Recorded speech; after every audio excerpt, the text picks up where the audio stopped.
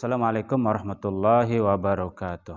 Apa kabar teman-teman pada sore hari ini? Saya berharap pada sore hari ini kembali menemui teman-teman pemirsa setia kursus Brugak dalam keadaan tetap ceria, tetap bahagia, dan tentunya selalu dalam keadaan sehat walafiat. Bertemu kembali dengan saya dalam channel kursus Brugak, belajar bahasa Inggris itu menyenangkan. Pada video kali ini kita akan belajar bagaimana cara menempatkan objek atau kata benda dalam frase yang berkata kerja. Frase yang berkata kerja ini kita tulis saja dengan phrasal verbs atau dikenal juga dengan verb phrase. Ya.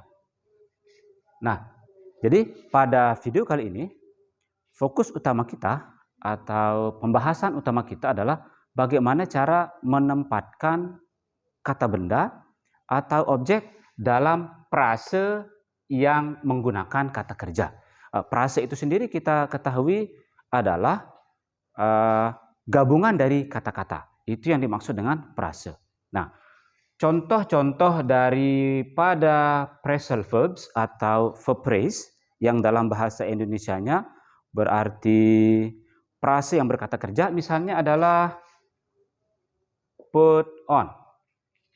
Nah, atau juga ada kata put out. Nah, ini contoh daripada frase-frase yang berkata kerja. Atau misalnya ada kata cut off. Atau mungkin ada contoh yang lain misalnya cut down. Nah, ini contoh-contoh dari frase. Dan ada contoh frase misalnya look for atau look at, atau juga ada contoh lainnya lagi misalnya stare at. Nah, ini yang disebut dengan frase-frase yang menggunakan kata kerja atau verb phrase. Nah, fokus kita pada video kali ini adalah bagaimana cara menempatkan objek atau kata benda pada frase yang menggunakan kata kerja ini. Ini akan kita bahas pada video kali ini. Baik teman-teman, sekarang kita akan tuliskan dulu arti dari masing-masing frase ini. Put on, seperti yang kita ketahui, berarti mengenakan. Kemudian put out berarti memadamkan. Kemudian cut off berarti memotong, atau juga bisa berarti memenggal. Nah, kemudian cut down berarti menebang. Kemudian look for berarti mencari. Look at berarti melihat. Kemudian stare at juga bisa berarti melihat, juga bisa berarti menatap. Nah, sekarang kita akan belajar menempatkan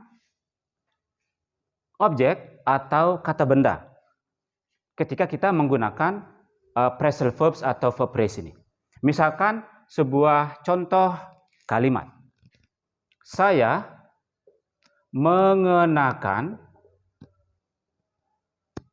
topi saya. Kalau kita bahasa Inggris kan, maka kalimat ini menjadi I put on. Nah, topi saya. Nah, dalam bahasa Inggris, ketika kita menggunakan verb phrase atau phrasal verbs atau frase yang menggunakan kata kerja, benda atau objek bisa kita letakkan setelah frase tersebut, atau benda juga bisa kita letakkan di tengah frase tersebut. Misalnya, kata put on. Benda atau objek bisa kita letakkan setelah frase, atau juga benda bisa kita letakkan di tengah frase.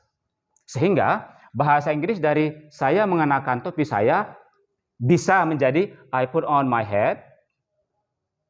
Karena objeknya adalah topi saya, maka pertama, kita bisa mengatakan I put on my hat, atau kita juga bisa mengatakan I put my hat on.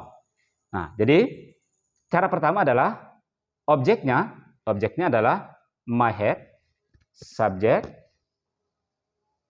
verbnya, objeknya. Nah, jadi objeknya bisa kita letakkan setelah frase atau juga bisa kita letakkan di tengah frase. Sehingga bahasa Inggris dari saya mengenakan topi saya bukan hanya I put on my hat, tapi juga I put my hat on. Nah, demikian cara meletakkan objek atau kata benda di dalam frase yang menggunakan kata kerja. Contoh lainnya lagi, misalnya, mereka memadamkan api itu. Nah, subjeknya adalah mereka, kemudian frase atau verb phrase-nya adalah memadamkan, kita tulis saja V. Kemudian api itu statusnya dalam kalimat ini adalah objeknya. Nah, bahasa Inggris dari mereka memadamkan api itu, kita bisa mengatakan they memadamkan, bahasa Inggrisnya put out. Kita bisa mengatakan they put out the fire, atau kita bisa meletakkan objeknya di tengah frase tersebut. Atau kita bisa mengatakan they put the fire out. Nah, demikian teman-teman cara meletakkan atau menempatkan objek atau kata benda dalam frase. Akan tetapi ada beberapa frase yang bendanya hanya bisa diletakkan di akhir atau objeknya hanya bisa diletakkan di akhir.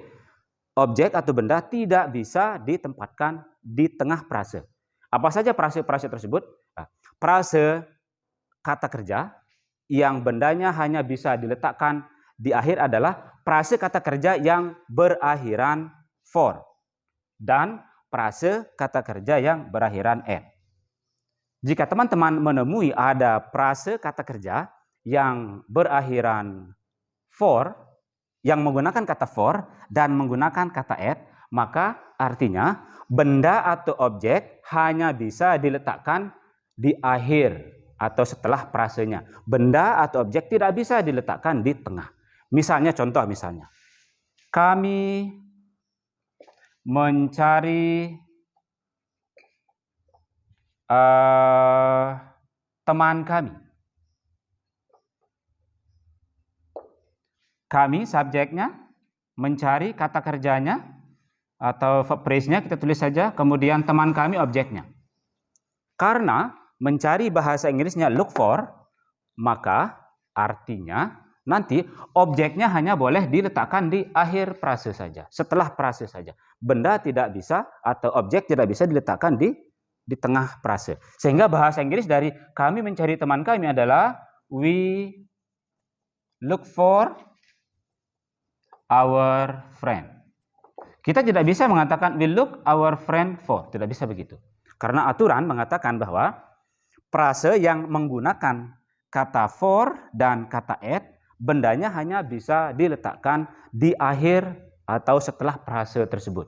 Jadi bendanya tidak bisa diletakkan di tengah-tengah frase tersebut. Nah, contoh terakhir teman-teman, misalnya dia, si P, menatap saya.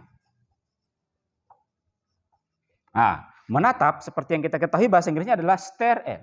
Sehingga bahasa Inggrisnya adalah she stares at me. Jadi kita tidak boleh mengatakan she stares me at. Tidak boleh begitu. Karena aturan mengatakan bahwa frase kata kerja yang menggunakan for dan at, benda atau objeknya hanya bisa diletakkan di akhir.